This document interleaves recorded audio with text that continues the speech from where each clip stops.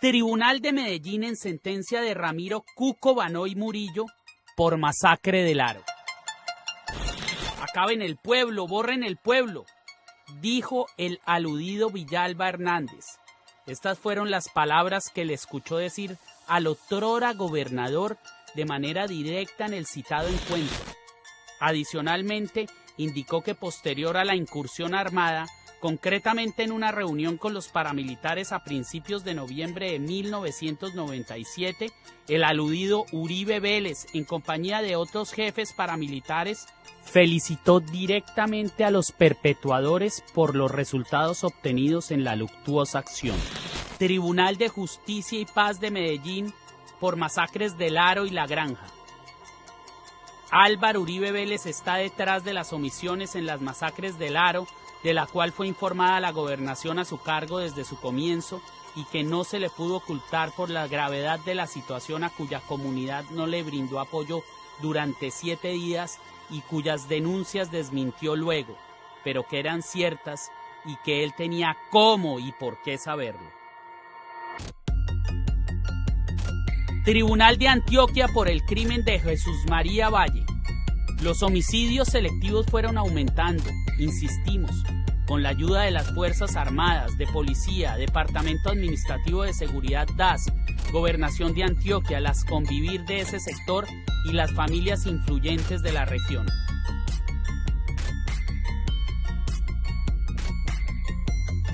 Sala de Justicia y Paz, Tribunal Superior de Medellín.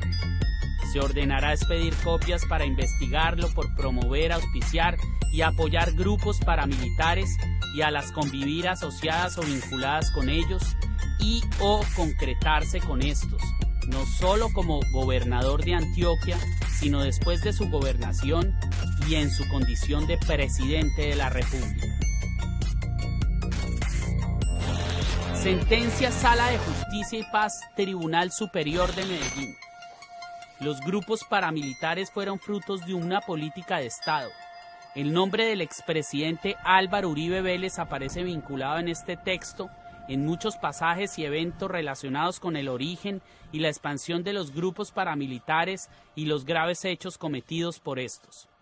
La justicia secreta de los jueces policías secretos, de los jueces sin rostro policías, de los testigos comprados y pagados, esa no es justicia y esa no me merece el más mínimo respeto. Porque es una justicia urdida por sectores del ejército, ultraderechistas, anticomunistas a morir, y naturalmente que en esa justicia yo no creo. Más que un político, Manuel Cepeda Vargas era un soñador con ganas de transformar el mundo en algo mejor. Era un académico que creía en la fuerza de sus ideas, a las que no paró nunca de sacarles brillo. Su vida estaba dedicada a la lectura incansable de profundas doctrinas jurídicas y filosóficas y a afilar las letras en el ejercicio de su labor periodística. Escribía bellos poemas y también pintaba. Era uno de esos seres que en la vida caminaba más con el alma que con las piernas. Fue dirigente sindical y director de una importante revista. Cuando lo asesinaron, ya era senador. Acababa de salir afanado de su casa, ubicada en un barrio obrero al sur de Bogotá. Esa mañana iba a votar en el Congreso un proyecto de ley que pretendía disciplinar al Estado colombiano en materia de derechos humanos. Ese era el papá de Iván Cepeda, actual senador colombiano.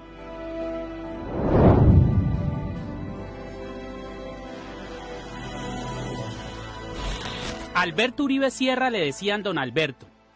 Era un mafioso dicharachero y parrandero, criador de caballos y hacendado multimillonario, que de vender retazos de tela de la noche a la mañana pasó a comprar extensos terrenos que se juntaban con el horizonte y tantas cabezas de ganado que parecían abejas de colmenar. Tenía muchas camionetas blindadas, carros de lujo, yates, avionetas y helicópteros. Solía pasearse por los pueblos montado en sus bestias sin determinar a los campesinos que lo saludaban agachando la cabeza con temor y reverencia. Traficaba con armas, coca y aeronaves. Era amigo de los más peligrosos capos que ponían a su nombre todas esas propiedades que no eran de él.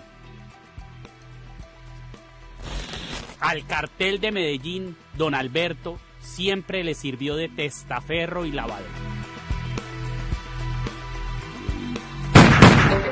Un comando de las guerrillas marxistas que le había echado un mafioso encima por haberle robado unos kilos de coca, lo asesina el 14 de junio de 1983.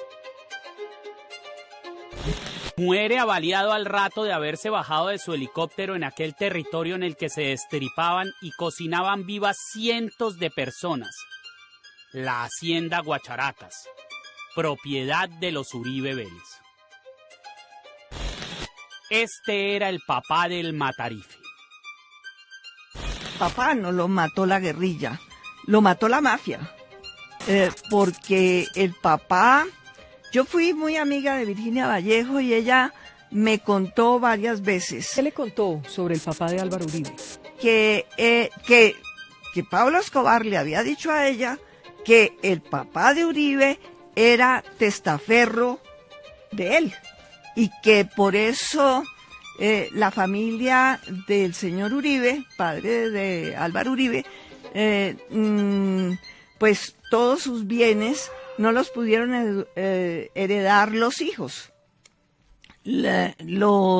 Por eso Álvaro Uribe en ese entonces vivía en apartamento arrendado. Y es el único caso en que un asesinato es el helicóptero de Pablo Escobar que va a recoger el cadáver, no por una casualidad. Es decir, Pablo Escobar le dijo a Virginia Vallejo, y Virginia no me desmentirá, lo fue a recoger porque era su testaferro, su colaborador, y se sintió obligado a recoger el cadáver. ¡Partido de la Esperanza! ¡Somos! El 9 de agosto de 1994, el carro del papá de Iván Cepeda fue alcanzado por una LUP de Platón que cargaba a los sicarios que de una ráfaga acabarían con su vida. Iván iba en un bus camino a la universidad cuando en la ruta vio el carro avaliado en el que su padre yacía sin vida.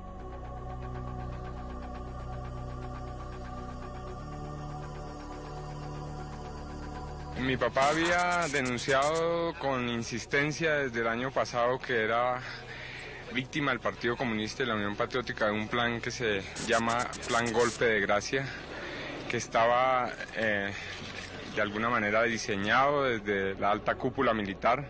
Así lo denunció él y lo supo el presidente Gaviria, lo supo el ministro de Defensa, lo supo el fiscal general de la Nación. Parece que no tomaron ninguna medida porque hoy asistimos a este asesinato tan horroroso. Para esa época, al hijo de don Alberto, Álvaro Uribe, le había rendido la existencia. Servía de enlace gubernamental del cartel de Medellín tras su exitoso paso como director de la Aerocivil, entidad en la que trabajó para Pablo Escobar tramitando las licencias de vuelo de la flota de aeronaves que todos los días cruzaban el Atlántico, llevando los insumos requeridos para millones de narices norteamericanas. Acababa de fundar junto con su hermano el grupo paramilitar Los 12 Apóstoles y estaba por convertirse en el gobernador de Antioquia. Meses después, ya empoderado de la gobernación y tras darle vida a las tenebrosas Convivir, tomaría el control de la corporación genocida más cruel y devastadora del país, las Autodefensas Unidas de Colombia, AUC, cuyos miembros fundadores del paramilitarismo de extrema derecha, que luego vendrían a estar completamente subordinados al Matarife, fueron los que mataron a Manuel Cepeda. Sustrajo de las gobernaciones la facultad de otorgar estas personerías jurídicas, pero la reservó para el caso de que las fundaciones o corporaciones que se creen tengan entre su objetivo aquel de entrar a participar en la prestación de servicios de seguridad. Por eso la Gobernación de Antioquia ha considerado que mantiene la competencia para otorgar personería jurídica a este tipo de organizaciones. Ambos, Iván Cepeda y el Matarife, andarían sus vidas por senderos enmarañados y repletos de intersecciones que vendrían a finalizar dentro de los engranajes de un reloj. Cada quien tiene sus propias maneras de espantar los fantasmas. Mientras Álvaro Uribe se dedicaba a amedrentar el país a punta de masacres y asesinatos selectivos, generados desde el aparato organizado de poder que edificó como gobernador y presidente, Iván se dedicó a estudiar y a defender las víctimas que dejaba el descomunal mecanismo genocida ejecutor de la venganza del mentado mandatario. Se graduó de filósofo y en el exilio recibió su magíster en Derechos Humanos de la Universidad Francesa de Lyon. Fundó el Movimiento Nacional de Víctimas de Crímenes de Estado y regresó al país para llegar a donde lo había previsto el destino. Iván Cepeda Castro, el hijo de Manuel Higuera, llega al Congreso de la República con una de las más altas votaciones y ocupa una curul en la Comisión de Derechos Humanos de la Cámara. Dentro de sus funciones como vicepresidente de la comisión, debe visitar las cárceles para verificar la situación de los presos. En el marco de esta labor, empieza a recibir las denuncias voluntarias y espontáneas que hacían varios de los reclusos que había dejado el paramilitarismo. Estos pronunciamientos exponían las relaciones directas existentes entre el expresidente Álvaro Uribe Vélez, el paramilitarismo y la masacradera estatal que en Colombia aún no se detiene. Estos testimonios son incorporados por Iván Cepeda a un par de debates públicos en el Congreso, en los que enfrenta al Matarife y lo desnuda como jefe supremo del narcoparamilitarismo en Colombia. Uribe reacciona diciendo que Cepeda estuvo de cárcel en cárcel buscando y comprando testigos en su contra, y para fundamentar esta falsedad aporta algunos contratestimonios mentirosos en cartas a mano, escritas por terceros y firmadas por algunos de los testigos entrevistados por Cepeda, que a su vez acusaban al joven congresista de haberlos sobornado con falsas promesas para que declararan mentiras en contra del expresidente. La Corte inició una investigación en contra de Cepeda por estos hechos. Evaluó los testimonios, juntó pruebas, videos e interceptaciones telefónicas. Recibió nuevas declaraciones y concluyó que Iván siempre había dicho la verdad. Que los testigos en contra de Uribe, cuando declararon ante Cepeda acusando al Matarife de mafioso y paraco, no mintieron. Y que Lampón había sido ese expresidente que expectoraba coca y sangre cada vez que tosía. Fue él quien corrompió, amenazó y manipuló a todos esos testigos que firmaron cartas atentando en contra de la integridad del defensor de derechos humanos. Aquel resultó ser el único crimen que le ha generado algo de estrés a este asesino serial que no para de matar.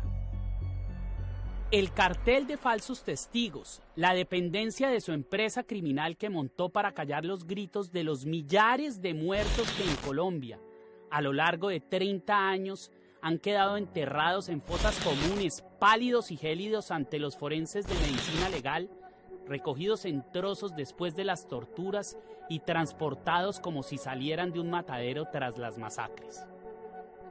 El Matarife le habla al país de frente y sin ambajes. Para él, los miles de cadáveres que dejó su paso por la gobernación y la presidencia han sido buenos muertos que han de pagar el precio por el asesinato de ese padre mafioso al que ultimó la guerrilla por encargo del capo Rodríguez Gacha.